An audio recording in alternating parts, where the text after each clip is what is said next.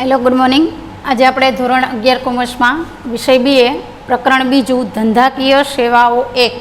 આની પહેલાં આપણે ધંધાનો જે કંઈ પણ સ્વરૂપ, કાર્યક્ષેત્ર અને મહત્ત્વ જોયું હતું કે ભાઈ ધંધો એ શું છે, તો કે જ્યારે પણ કોઈ પણ વ્યક્તિ છે એ આર્થિક પ્રવૃત્તિ કરે છે, એટલે પોતે નફો કમાવા માટે કોઈ પણ કાર્ય કરે છે, ત્યારે આપણે એને શું કહીએ તો કે ભાઈ ધંધો કહીએ છીએ.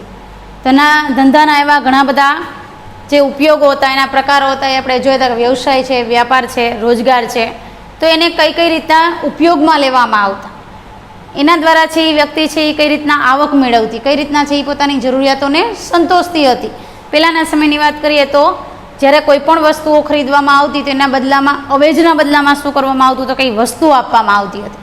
પણ જેમ જેમ પરિસ્થિતિઓ બદલાણી, જેમ જેમ પદ્ધતિઓ બદલાણી, જેમ વિકાસ થયો, એમ શું થયું તો કે નાણાંનું મહત્ત્વ વધતું ગયું. એટલે જ્યારે કોઈ પણ વસ્તુની લેવડ દેવડ કરવામાં આવે છે તેના અવેજના બદલામાં શું આપવામાં આવે તો કે નાણું આપવામાં આવે છે. એટલે નાણાંના મહત્ત્વના કારણે છે એ ઉદ્યોગ છે, ધંધો છે, એ શું થવા લાગ્યો તો કે એનો વિકાસ થવા લાગ્યો. અને દરેક વ્યક્તિ છે એ નાણાંનું મહત્ત્વ, નફાનું મહત્ત્વ સમજતી ગઈ. તો આપણે એવી જ રીતના ધંધાકીય સેવાઓ જોવાની છે કે જ્યારે વ્યક્તિ છે એ ધંધાની શરૂઆત કરે છે, જ્યારે કોઈ પણ વ્યક્તિ છે એ પોતાના હિતો માટે, પોતાના ધ્યેયો માટે છે એ આગળ વધે છે, વિકાસ કરવાની પ્રવૃત્તિ કરે છે, તમામ પ્રકારની જે સુવિધાઓ મેળવે છે એ સુવિધાને અનુલક્ષીને શું કરવામાં આવે છે તો કે ગ્રાહક જ્યારે વસ્તુઓ ખરીદે છે અથવા ગ્રાહકની વસ્તુઓને પૂરી પાડવા માટે વ્યક્તિ છે એ શું કરે છે તો કે એ ધંધાની શરૂઆત કરે છે. સમાજમાં જે કંઈ પણ જરૂરિયાતો છે એને સંતોષવા માટે વ્યાપારની શરૂઆત કરે છે. તમામ પ્રકારની સમસ્યાને દૂર કરવા માટે છે એ ધંધાકીય સેવાઓ પૂરી પાડવામાં આવે છે. તો એવી ઘણી બધી સેવાઓ છે, એ સેવાઓને આગળ વધારવા માટે શું કરવામાં આવે તો કે વ્યક્તિને તમામ પ્રકારની સુવિધા મળે, તમામ પ્રકારની જરૂરિયાતો મળે, એ માટે સરકાર છે અથવા કોઈ પણ વ્યક્તિ છે એ શું નક્કી કરે તો કે કોઈ એવી બાબતો નક્કી કરે છે. વખારો છે, વીમો છે, સંદેશા વ્યવહાર છે, વાહન વ્યવહાર છે, આવી ઘણી બધી પ્રવૃત્તિઓ દ્વારા છે એ શું કરવામાં આવે છે તો કે સેવાઓ પૂરી પાડવામાં આવે છે. અને એ સેવાઓને અનુલક્ષીને ઘણી બધી બાબતો મૂકવામાં આવેલી હોય. દાખલા તરીકે વખાર છે તો એ શા માટે મૂકવામાં આવે છે તો કોઈ પણ બે દેશો હોય છે એનો વ્યાપાર થતો હોય અથવા બે રાજ્યનો વ્યાપાર થતો હોય તો એમાં વસ્તુને સાચવવા માટે શું કરવામાં આવે તો કે વખાર રાખવામાં આવી હોય, ગોડાઉન રાખવામાં આવ્યું હોય. દાખલા તરીકે આપણા દેશની વાત કરીએ તો અનાજનો સ્ટોક રાખવા માટે આપણે શું કરવામાં આવે છે તો બફર સ્ટોક રાખવામાં આવે છે. અનાજને સાચવવા માટે, એની જાળવણી કરવા માટે, એનું જતન કરવા માટે છે એ ઘણી બધી કંપનીઓ અથવા ઘણા બધી વ્યક્તિઓને કાર્ય સોંપવામાં આવતું હોય છે. તો આવી ઘણી બધી ધંધાકીય સેવાઓ છે એ આપણે જોવાની છે કે કઈ કઈ પ્રવૃત્તિઓ દ્વારા છે એ ધંધાનો વિકાસ કરવામાં આવે છે. વ્યક્તિ છે એ કઈ પ્રવૃત્તિઓ દ્વારા છે એ ધંધાની સફળતા મેળવે છે, એનો વિકાસ કરે છે, જરૂરિયાતોને સંતોષે છે અને તમામ પ્રકારની જીવન જરૂરિયાતની જે વસ્તુઓ છે એને મેળવે છે. તો આપણે એમાં પહેલું જે જોવાનું છે એ શું છે તો કે વીમો છે. હવે આ જે કંઈ પણ શબ્દો છે એ આપણા માટે નવીન નથી. શું કામ કે અત્યારે દરેક વ્યક્તિ છે એ પોતાની જીવનની જે કંઈ પણ પરિસ્થિતિઓ છે એમાં સુધાર લાવવા માટે છે એ આ વીમાની જે પ્રવૃત્તિઓ છે એ કરે છે. દાખલા તરીકે વીમો છે એ આપણે ગાડીનો હોઈ શકે, જિંદગીનો હોઈ શકે, હોય એવી આરોગ્યની બાબતો હોઈ શકે, એમાં કોઈ ઉદ્યોગની બાબતો હોય છે. તો એમાં દરેક વ્યક્તિ છે એ શું કરે છે તો વીમો ઉતરાવે છે. વીમો એટલે શું તો કે તમે જે કંઈ પણ રોકાણ કરો છો એ રોકાણની ભરપાઈ છે એ કોણ કરે તો કે સરકાર કરે અથવા કોઈ કંપનીઓ કરે છે. દાખલા તરીકે તમે ગાડી લ્યો છો એટલે ગાડીનો તમને વીમો ઉતરાવવામાં આવે છે. એ વીમો શું કામે ઉતરવામાં આવે કે ગાડીમાં કોઈ પણ નુકસાન થાય, કોઈ એવો અકસ્માત સર્જાય તો એની ભરપાઈ કંપની છે એ કોણ કરે તો કે એ જે કંઈ પણ ગાડી વેચનાર વ્યક્તિઓ છે, જે ગાડી બનાવનાર કંપનીઓ છે એ શું કરે છે તો કે એની ભરપાઈ કરે છે. પણ ક્યારેક કે જ્યારે એવી કોઈ દુર્ઘટના બની હોય ત્યારની વાત કરવામાં આવે છે. તમે દાખલા તરીકે ગાડીને સામે ભટકાવો છો તો તમે એનો વીમો નથી મળતો તો તમારી ઉપર ગુનો થાય છે. તો એવી રીતના વીમો છે એ શું છે તો કે ભાઈ કરાર છે. બે વ્યક્તિઓ વચ્ચે કરાર કરવામાં આવતો હોય છે, એક વીમો લેનાર અને એક વીમો આપનાર. તો વીમો છે એ શું છે તો કે બે પક્ષકારો વચ્ચે લેખિત કરાર છે, મૌખિક રાખવામાં નથી આવતો. શેમાં લેવામાં આવે છે? લેખિતમાં લેવામાં આવે છે. એના દસ્તાવેજો તૈયાર કરવામાં આવે છે. બંને વ્યક્તિ જ્યારે વીમો ઉતરાવે છે અને વીમો આપનાર વ્યક્તિ છે એ જે કંઈ પણ વ્યક્તિઓ છે એ બંને પક્ષકારો છે એ લેખિતમાં કરાર કરે છે. અને જ્યારે વીમો ઉતરાવવામાં આવે છે ત્યારે શું કરવામાં આવે છે એ લેખિત કરારો કરવામાં આવ્યા હોય ત્યારે બંને વ્યક્તિઓની હાજરી છે એ જરૂરી હોય છે. જ્યારે એની સચોટ માહિતી મૂકવામાં આવી હોય, જ્યારે એને સચોટ માહિતી પ્રદાન કરવામાં આવી હોય ત્યારે આ પક્ષકાર છે એ શું કરે છે ત્યારે પોતાની હાજરી છે એ આપે છે. એ વીમાના જે કરારો છે એની જે કંઈ પણ મુદ્દાઓ છે, બાબતો છે એને ધ્યાનપૂર્વક વાંચે છે, એને સમજે છે ને પછી એમાં પોતાના હસ્તાક્ષર કરે છે. વીમો ઉતરાવવો એ સહેલી વાત નથી. શું કામે કે એમાં તમારે જે કરાર કરેલો હોય એ કરાર મુજબ તમારે કાર્ય કરવું પડે છે. તો જ્યારે કોઈ પણ પ્રીમિયમની જે કંઈ પણ ઉતરાવવામાં આવે છે, દાખલા તરીકે તમે 50,000નો વીમો ઉતરાવેલ છે, તો 50,000ના વીમામાં તમારે અમુક ટકા પ્રીમિયમ ભરવું પડે છે. કે ભાઈ નક્કી કરેલું હોય કે તમે 5 રૂપિયા ભરો અથવા 10 રૂપિયા ભરો, 50 રૂપિયા ભરો, તો એ તમને માસ પ્રતિદિન આપ્યું હોય, વર્ષ આપ્યું હોય, એવી રીતના તમારે એ વીમાનું પ્રીમિયમ ભરવું પડે છે. એ પછી છેલ્લે જેટલા વર્ષનો વીમો ઉતરાયો, દાખલા તરીકે 5 વર્ષનો વીમો ઉતરાયો, તો તમે જેટલું પ્રીમિયમ ભર્યું હોય એ પ્રીમિયમ તમને વ્યાજ સહિત એ શું કરવામાં આવે છે, ચૂકવી દેવામાં આવતું હોય છે. પણ ઘણી વખત છે એ માહિતી છે એ મૂકવામાં આવી હોય છે ત્યારે એ વીમાનું જે કંઈ પણ પ્રીમિયમ નક્કી કરવામાં આવ્યું હોય એને શું કરવામાં આવે છે, તો કે એને પોલિસી તરીકે ઓળખવામાં આવે છે. પોલિસી શબ્દનો ઉપયોગ કરવામાં આવ્યો છે. તમે રોકાણ કરેલું છે એને તમને વળતર સહિત ચૂકવવાનું જે કાર્ય કરવામાં આવે એ કોણ કરે, તો કે વીમા કંપનીઓ કરે છે. દાખલા તરીકે LIC, લાઈફ ઇન્સ્યોરન્સ, જીવન વીમા નિગમ આપણે તરીકે એને ઓળખીએ છીએ. લાઈફ ઇન્સ્યોરન્સ તમારી આખી જિંદગીનું જે કાંઈ પણ ભરપાઈનો જે હેતુઓ છે એ આ વીમા કંપનીઓ દ્વારા પૂરું પાડવામાં આવે છે. તમામ પ્રકારનું જે કાંઈ પણ નુકસાન થતું હોય તો એ આ વીમા કંપનીઓ શું કરે છે, તો કે પુરવાર કરે છે. તો એને પોલિસી તરીકે ઓળખવામાં આવે. વીમો શા માટે ઉતારવામાં આવે છે, તો કે આર્થિક જે કંઈ પણ નુકસાન થાય છે એનું વળતર છે એ વીમા કંપનીઓ દ્વારા પૂરું પાડવામાં આવે ત્યારે વીમો ઉતારવામાં આવે. આર્થિક નુકસાનની વાત શું કામ કરવામાં આવી છે, કે તમે કોઈ ઉદ્યોગ ચાલુ કર્યો છે, એમાં કોઈ એવી અકસ્માતની ઘટના બની છે, કોઈ કર્મચારીની અકસ્માતને સર્જાણો છે, તો એનો વીમો ઉતરાવવામાં આવ્યો હોય કે એની ભરપાઈ છે એ કોણ કરે, તો કે કંપનીઓ કરે છે. એટલે આર્થિક આવકની જે કંઈ પણ નુકસાનની બાબતો છે એ વીમા દ્વારા ભરપાઈ કરવામાં આવે છે. એના પછી પ્રીમિયમની જે કંઈ પણ રકમ હોય એ પ્રમાણે શું કરવામાં આવે, વચન આપવામાં આવે છે કે જ્યારે વીમો ઉતરાવવામાં આવેલો છે ત્યારે એ રકમ મુજબ છે એ વ્યક્તિ છે એ શું કરશે, તો કે એની જે કંઈ પણ બાબતો છે એનું જે પ્રીમિયમ છે એ ચૂકવશે. એટલે બંને વ્યક્તિ પાસેથી એવો કરાર લેવામાં આવ્યો કે જે વીમો ઉતરાવે છે એ વ્યક્તિ પાસેથી કરાર લીધો હોય, એ વ્યક્તિ પાસેના હસ્તાક્ષર કરાવ્યા કે જે પ્રીમિયમ છે એ નક્કી કરેલું છે એ પ્રમાણે છે એ પોતે વીમો ઉતરાવેલ છે, તો એ શું કરશે, તો કે એ વીમાની એ ભરપાઈ કરશે. ઘણી વખત છે એ વ્યક્તિ છે એ વીમોની ભરપાઈ નથી કરતી તો એને આર્થિક વળતર નથી આપવામાં આવતું, અને એમ છતાં પણ શું થાય છે, તો કે એને જે કાંઈ પણ વળતર મળતું હોય એ પણ આપવામાં આવતું નથી. એટલે જ્યારે વીમો ઉતારવામાં આવે ત્યારે વ્યક્તિ એની માહિતી સચોટ આપવી પડે. ભલે વીમાવાળી વ્યક્તિ માગતી નથી પણ છતાં પણ ત્યારે એની જે કંઈ પણ માહિતી હોય કેવી હોવી જોઈએ, સચોટ હોવી જોઈએ, સારી હોવી જોઈએ, સાચી હોવી જોઈએ. એને જે કંઈ પણ માહિતી રજૂઆત કરી છે, કારણ કે કરાર કરવામાં આવ્યો છે. પછી ઘણી વખત વીમાના પ્રીમિયમો ભરવામાં ન આવ્યા હોય અથવા કોઈ એવી નુકસાન થયું હોય તો એની ભરપાઈ વીમા કંપનીઓ કરતી નથી. શું કામે, કે માહિતી છે એ સચોટ અને સારી રીતના પુરવાર કરવામાં આવી નથી. બરાબર. તો એના વીમાના ઘણા બધા એવા સિદ્ધાંતો આપવામાં આવે છે કે જ્યારે વ્યક્તિ વીમો ઉતરાવે છે ત્યારે એને નિયમ અનુસાર છે એ કાર્ય કરવું પડે છે. તો વીમો જ્યારે ઉતરાવવામાં આવે છે ત્યારે એ વીમો સામાન્ય નથી હોતો કે ભાઈ વીમો ઉતરાવી નાખો રેડી, પ્રીમિયમ ભરવાનું હોય કે નહીં ભરવાનું એ કાંઈ નહીં. પણ વીમો છે એને વિશિષ્ટ કરાર તરીકે ઓળખવામાં આવે છે. વીમાને છે એ સામાન્ય બાબત તરીકે લેવામાં નથી આવતું, કારણ કે એના જે કંઈ પણ માહિતી છે એ સચોટ માગવામાં આવી છે. એની જરૂરિયાતોને પહોંચી વળવા માટે, એને નુકસાનનું ભરપાઈ કરવા માટે કંપનીઓ છે એ શું કરે છે, તો કરાર કરે છે.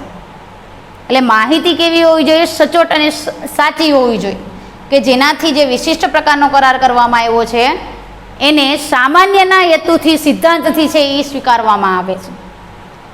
એ બાબતોને ધ્યાનમાં રાખીને વ્યક્તિનો વીમો ઉતરાવવામાં આવે છે. તો આપણે એવા ઘણા બધા સિદ્ધાંતો જોવાના છે કે જ્યારે વ્યક્તિ વીમો ઉતરાવે છે ત્યારે એને કયા કયા સિદ્ધાંતોની જરૂર પડે છે. તેમાં પહેલું છે સંપૂર્ણ ભરોસાનો સિદ્ધાંત. કયા શબ્દની અહીંયા વાત કરવામાં આવી છે, અહીંયા ભરોસા શબ્દોની વાત કરવામાં આવી છે કે જ્યારે વ્યક્તિ વીમો ઉતરાવે છે અથવા વીમો આપનાર વ્યક્તિ છે એને સંપૂર્ણ ભરોસો હોય છે કે એને જે વસ્તુનો વીમો ઉતરાવેલો છે એમાં એને નફો મેળવવા માટે એ વીમો નથી ઉતરાવવાનો, નફાના હેતુથી છે, વળતરના હેતુથી છે એ વીમો ઉતરાવવામાં નથી આવતો. કારણ કે અમુક વખતે નફા કરતાં નુકસાન પણ જતું હોય છે. એટલે જ્યારે સંપૂર્ણ ભરોસાનો સિદ્ધાંત રાખવામાં આવે ત્યારે નફો છે એને મહત્ત્વ આપવામાં આવતું નથી. પછી તો કે જ્યારે આ સંપૂર્ણ ભરોસાનો સિદ્ધાંત છે એ કેવો છે, તો કે એ મૂળભૂત અભિગમ છે, અભિપ્રાય છે, એક સમાજમાં એક ચાલતી એવી પ્રવૃત્તિ છે કે જેનાથી વિશિષ્ટ પ્રકારની વ્યક્તિઓ છે એને કંઈક આશા મળી શકે, કંઈક પરિસ્થિતિઓનો સામનો કરવા માટે કંઈક નાણું મળી શકે, જરૂરિયાત મળી શકે. એટલા માટે એક સારો એવો અભિગમ છે કે જે વ્યક્તિને દરેકને છે એ લાગુ પાડવામાં આવે છે, દરેક માટે જરૂરી છે. દાખલા તરીકે સરકારે એવી ઘણી બધી યોજનાઓ કાઢેલી છે કે એ યોજનામાં વ્યક્તિને છે એ શું કરવામાં આવે છે, તો લાભ આપવામાં આવે છે. દાખલા તરીકે મા કાર્ડ છે, આયુષ્ય વીમા યોજનાઓ છે, એવી ઘણી બધી યોજનાઓ છે. એમાં શું થાય તો કે આરોગ્યની તમામ પ્રકારની સહાયો છે એ કોણ આપે છે, તો કે સરકાર આપે છે. હેલ્થ વીમો ઉતરાવવામાં આવે એટલે આરોગ્યનો વીમો ઉતરાવવામાં આવે તો સરકાર શું કરે છે, તો કે જ્યારે એ વ્યક્તિનું અવસાન થાય તો કોઈ એવી ઘટના બનતી હોય તો એના પરિવારજનોને છે એ એનો વળતર છે એ ચૂકવવામાં આવે છે. તો આવી રીતના નફાનો જે કંઈ પણ હેતુ છે એને ધ્યાનમાં રાખવામાં નથી આવતું, પણ સમાજમાં ચાલતી એવી ઘણી બધી મુશ્કેલીઓ છે એને દૂર કરવા માટે વીમો છે એ રાખવામાં આવે છે. ત્યારે વીમો છે એ ઉતરાવવામાં આવે ત્યારે તમામ પ્રકારની માહિતી કેવી હોવી જોઈએ, સચોટ હોવી જોઈએ, સાચી હોવી જોઈએ, મૂળભૂત હોવી જોઈએ અને એ વ્યક્તિને લગતી હોવી જોઈએ. પછી જ્યારે કોઈ પણ વ્યક્તિ છે એ માહિતી છે એ સચોટ રજૂ નથી કરતી, એની માહિતીમાં ઘણી વખત છે એ બેદરકારી દાખવી હોય, માહિતી સચોટ મૂકી ન હોય, ત્યારે શું થાય છે, ત્યારે વ્યક્તિ છે એની માહિતી છુપાવવા બદલ એના ઉપર શું કરવામાં આવે, તો કે એને સજા કરવામાં આવે છે. અને એ વ્યક્તિએ શું કર્યો, તો કે ભાઈ દગો કર્યો છે અને એ દગાના કારણે છે એ વ્યક્તિનું જે કંઈ પણ પ્રીમિયમ છે એને પાછું મળી શકતું નથી અને નુકસાન જે કંઈ પણ થાય છે એનું પણ વળતર મેળવવાનો એને હક નથી. શું કામે, એને શું કર્યું છે, દગો કર્યો છે. શું કામે, વીમામાં જ્યારે લેખિત કરાર કરવામાં આવે ત્યારે ઘણી બધી બાબતો હોય, નફાનો હેતુ નથી, તેમને જે કંઈ પણ નુકસાન થશે એનું જે નુકસાન છે એ ભરપાઈ કરવામાં આવશે. માહિતી કેવી હોય છે, સચોટ હોવી જોઈએ, તમારી તમામ પ્રકારની જે કંઈ પણ સવલતો જરૂરિયાતો છે એ એમાં દર્શાવેલો અને કઈ વસ્તુને સૌથી વધારે નુકસાન થયેલ છે એ માહિતી સાચી હોવી જોઈએ, તો જ વીમો છે એ સચોટ મળી શકે અને તમે જે કંઈ પણ પ્રીમિયમ નક્કી કરેલ છે એ પ્રીમિયમ તમારે હપ્તા મુજબ કે જે કંઈ પણ વાર્ષિક રાખેલું હોય એ મુજબ તમારે ભરવું પડે. એ પ્રીમિયમ પછી તમને જેટલા સમય માટે વીમો ઉતરાવેલો હોય એના વ્યાજ સહિત તમને મળે છે. પણ જો કોઈ વ્યક્તિ દગો કરે, કોઈ પક્ષકાર એવો દગો કરે, એની માહિતી સચોટ ન રાખી હોય, સારી બાબતો સાચી બાબતો ન લખી હોય, તો એ દગાના કારણે એને પ્રીમિયમ તો મળી શકતું નથી, છતાં પણ એને જે કંઈ પણ નુકસાન થયું છે એનું વળતર પણ આપવામાં આવતો નથી. એટલા માટે અહીંયા સંપૂર્ણ ભરોસાનો સિદ્ધાંતનો કરાર મૂકવામાં આવ્યો છે કે જ્યારે વ્યક્તિ વીમો ઉતરાવે છે ત્યારે એનો સિદ્ધાંત કેવો હોવો જોઈએ, સારો હોવો જોઈએ અને એ સિદ્ધાંતને અનુલક્ષીને વ્યક્તિ છે એને સંપૂર્ણ ભરોસો છે એ પક્ષકાર ઉપર હોવો જોઈએ. એના પછી બીજું છે નુકસાન વળતરનો સિદ્ધાંત. ભાઈ કોઈ વ્યક્તિએ છે એ ઘણી વખત છે એ શું કર્યું, તો નુકસાનના બદલામાં એને કોઈ એવો વીમો ઉતરાવો છે, વસ્તુના બદલામાં એને વળતર મેળવવું છે, તો એ વળતરના બદલામાં એ શું કરે, તો વીમો ઉતરાવે છે. એટલા માટે વીમા કરારનો હાથ નુકસાન વળતરનો સિદ્ધાંત, હાથ એટલે મહત્વની વાત કરવામાં આવ્યું છે કે વીમો શું કામે ઉતરાવવામાં આવે છે, તો કે નુકસાનના વળતરમાં વીમો ઉતરાવવામાં આવે છે. વસ્તુઓને કોઈ જાતનું નુકસાન થયું છે, વસ્તુઓ એને મેળવવી છે, એમાં કોઈ સહાય મેળવવી છે ત્યારે વીમો ઉતરાવે છે. તો એમાં ઘણા બધા એના 3 ઉદાહરણ આપેલા છે કે દાખલા તરીકે કોઈ એક વસ્તુની કિંમત 5 લાખની છે અને વ્યક્તિએ કેટલા લાખનો વીમો ઉતરાવ્યો, તો કે 3 લાખનો વીમો ઉતરાવ્યો છે. જો વસ્તુની કિંમત અહીંયા 5 લાખ લખવામાં આવી છે, વસ્તુની કિંમત 5 લાખ રૂપિયા છે, એને કેટલા લાખનો વીમો ઉતરાવ્યો, તો કે 3 લાખનો વીમો ઉતરાવ્યો છે. તો વીમા કંપની છે એને કેટલું વળતર આપશે, તો કે ભાઈ એ 3 લાખનું નુકસાન જ એને થયું હોય એ 3 લાખ રૂપિયા છે એને મળી શકે. જેટલી વસ્તુ છે એનો જે વીમો ઉતરાયો હોય એ પ્રમાણે એનું કાર્ય છે આપવામાં આવ્યું હોય છે. પછી પણ એમાં 3 લાખ છે એ તમે વીમો ઉતરાયો છે, દાખલા તરીકે 3 લાખનું નુકસાન નથી થયું તો તમને 3 લાખનો વીમો મળતો નથી. શું કામે, કે જ્યારે વીમા કંપનીઓ છે એ નુકસાનનું વળતર આપે ત્યારે એ તમામ પ્રકારની માહિતી ચેક કરે છે, કઈ કઈ વસ્તુને કેવી કેવી રીતના નુકસાન ગયું છે, તરત છે એની ભરપાઈ કરવામાં નથી આવતી. દાખલા તરીકે ફટાકડા કંપની હોય ને એમાં આગ લાગી હોય અથવા કાપડની કંપની હોય એમાં આગ લાગી હોય તો એ સચોટ રીતે જોવામાં આવે છે ક્યારે કઈ રીતના નુકસાન થયું છે, કેટલું નુકસાન થયું છે, કેવી રીતના કર્મચારીને અકસ્માત સર્જાયો છે, કયા બાબતના લીધે, આ બધી બાબતો છે એ જાણવામાં આવે છે. અને પછી જે કંઈ પણ વસ્તુનો વીમો ઉતરાયો હોય એ વસ્તુ છે જે કંઈ પણ રકમ હોય છે એ ભરપાઈ કરવામાં આવે છે. એના પછી બીજું જોઈએ તો કે 5 લાખની કોઈ વસ્તુની કિંમત હોય છે, 3 લાખનો વીમો ઉતરાયો હોય, બરાબર, તો 2 લાખનું નુકસાન થયું હોય એને, બરાબર, તો 1,20,000 મળે. કેટલું મળે? 1,20,000 મળે. શું કામ એમ કહેવામાં આવ્યું છે? 5 લાખની કિંમતની વસ્તુ છે એને વીમો કેટલો ઉતરાયો? તો કે 3 લાખનું, અને નુકસાન કેટલું ગયું?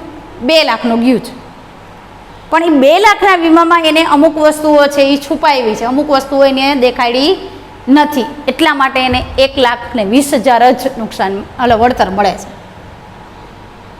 સમજ્યા? શું કામ અહીંયા 5 લાખની કિંમતની વસ્તુ છે, 3 લાખનો એને વીમો ઉતરાવ્યો હતો, પણ 2 લાખનું જ નુકસાન થયું એને. તો એને શું કર્યું? એ વ્યક્તિએ 3 લાખનો વીમો ઉતરાવ્યો, 5 લાખની વસ્તુ છે, એને નુકસાન તો ખાલી 2 લાખનું જ ગયું, તો એને 80,000 છે એ ભરપાઈ કરવી પડે. એટલા માટે એને 1,20,000નું જ વળતર છે એ વીમા કંપની દ્વારા મળી શકે. એના પછી વસ્તુની કિંમત 5 લાખની છે, 5 લાખનો વીમો ઉતરાયો તો એને સંપૂર્ણ નુકસાન છે એ વીમા કંપની ચૂકવે છે. તમે જે પ્રીમિયમ ભરો છો, તમે જે નુકસાન લખો છો, તમે જે કંઈ પણ રકમ મૂકો છો એ રકમ પ્રમાણે તમને એનું વળતર મળે છે. પણ એ વળતર કેવું હોવું જોઈએ? સચોટ હોવું જોઈએ, સાચું હોવું જોઈએ. જેટલું નુકસાન થયું છે એટલું જ તમારે દર્શાવવું પડે. તમે જે વીમો મૂકો છે એમાં તમે જે પ્રીમિયમ ભર્યું છે એ પ્રીમિયમ સહિત તમને આપવામાં આવતું હોય છે. કોઈ વ્યક્તિએ 50,000નો વીમો ઉતરાવ્યો છે અને એને 25નું નુકસાન થયું છે, એને સામે 25 ન મળી શકે, એ પ્રમાણે એનો જે દર નક્કી કરવામાં આવ્યો હોય, એનો જે કરાર નક્કી કરવામાં આવ્યો હોય, કરાર એની ટકાવારીના આધારે વ્યક્તિને શું કરવામાં આવે? તો કે એને વળતર ચૂકવવામાં આવે છે. એના પછી તો કે વીમા યોગ્ય સિદ્ધાંતનો સિદ્ધાંત, હિતનો સિદ્ધાંત. શેની વાત કરવામાં આવી છે? વીમા યોગ્ય હિતનો સિદ્ધાંત. અહીંયા વીમા યોગ્યની વાત કરવામાં આવી છે. તમે જ્યારે વીમો ઉતરાવો છો ત્યારે કઈ બાબતનો ઉતરાવો છે? અકસ્માતનો ઉતરાવો, આરોગ્યનો ઉતરાવો, કોઈ ધંધાનો ઉતરાવો, કોઈ વ્યક્તિનો ઉતરાવો, તો એમાં એને જે કંઈ પણ નુકસાન થયું હોય ને એને વીમા યોગ્ય હિતનો સિદ્ધાંત કહેવામાં આવે. હિત એટલે આપણું જે કંઈ પણ ધ્યેય છે, આપણું જે કંઈ પણ કાર્ય છે. એટલા માટે આર્થિક હિત હોવું જોઈએ, આવકની બાબત હોવું જોઈએ, કે કોઈ એવું સામાન્ય બાબત હોવી જોઈએ કે હિત હોવું જળવાવું જોઈએ કે કયા હેતુસર વ્યક્તિએ આ વીમો ઉતરાવેલો છે, એ પ્રમાણે આ સિદ્ધાંત છે એ લાગુ કરવામાં આવે છે. એના પછી તો કે હક બદલાનો સિદ્ધાંત. હક એટલે વ્યક્તિના હકની વાત કરવામાં આવી છે કે વ્યક્તિએ જે સિદ્ધાંત જે વીમો ઉતરાવ્યો છે એ એની માલિકીનો છે, બરાબર, એને નુકસાન થયું છે. એ નુકસાન જ્યારે જોવા આવે છે વીમા કંપનીઓ, ત્યારે એ નાશ પામેલી વસ્તુની માલિકી કોની હોય? વીમા કંપનીઓનો હોય છે. એ બધું પછી ભલે નુકસાન થયું હોય કે ના નુકસાન થયું, એ કંપનીઓ છે એ શું કરે છે? એ બધી વસ્તુઓ લઈ જાય છે. એટલા માટે જ વીમો છે એ કરાર આધારિત છે, એમાં તમામ પ્રકારની સચોટ માહિતી દર્શાવવામાં આવે છે. પણ આ જે કાંઈ પણ નિયમ છે એ જિંદગીના વીમાને લાગુ નથી પડતો. શું કામ? કે વ્યક્તિ જિંદગીનો વીમો ઉતરાવે છે તો એ મરે પછી એનો એ હક છે એ બધો એને પરિવારજનોને આપી દેવામાં આવે છે. પણ અહીંયા નાશ પામેલી વસ્તુ છે એનો હક છે એ વીમા કંપનીઓ લઈ લે છે. એટલે એ કંપનીઓ જે વીમો નક્કી કર્યો હોય ને એના ઉપર એ તમામ પ્રકારનો હક છે એ કંપનીઓ લઈ લે છે. તો એને હક બદલાનો સિદ્ધાંત કહેવાય કે એને નુકસાનના બદલામાં વીમા કંપનીઓ શું આપ્યું? તો કે એને સહાય આપી. પણ હક છે એ કોનો હોય? કંપનીનો હોય છે. તો આવી રીતના વીમો જ્યારે ઉતરાવવામાં આવે ત્યારે ઘણા બધા સિદ્ધાંતોને અનુસરીને વીમો છે એ લાગુ કરવામાં આવે છે. અને આ વીમાને અનુલક્ષીને વ્યક્તિ છે એ પોતે સહાય મેળવે છે, પોતાના હેતુ સિદ્ધ કરે છે, પોતાનો ધ્યેય સિદ્ધ કરે છે, અને એના દ્વારા એકમનો વિકાસ કરે છે. એના પછી તમારે હોમવર્કમાં છે એ પ્રકરણ 1 છે એનું સ્વાધ્યાય લખવાનું છે, ફેરબુક બનાવવાની છે. એ ફેરબુકમાં તમારે અનુક્રમણિકા બનાવો, એમાં તારીખ, સહી, પાઠનો ક્રમ, બરાબર, એટલી વસ્તુ તમારે લખવાની છે. એમાં તમારે સ્વાધ્યાયમાં MCQ આખા 1-2 વાક્યના આખા લખવાના છે, બરાબર. પછી મુદ્દાસર એટલે પ્રશ્ન ત્રીજો તમારે લખવાનો નથી. પ્રશ્ન 4 છે એ આખો લખવાનો છે પાછો. પછી પ્રશ્ન 5 છે સવિસ્તાર, એમાં પહેલો, 5મો અને 6થો. આ કમ્પ્લીટ પહેલું પ્રકરણ છે એ તમારી ફેરબુકમાં લખેલું હોવું જોઈએ. આ તમારું આજનું હોમવર્ક.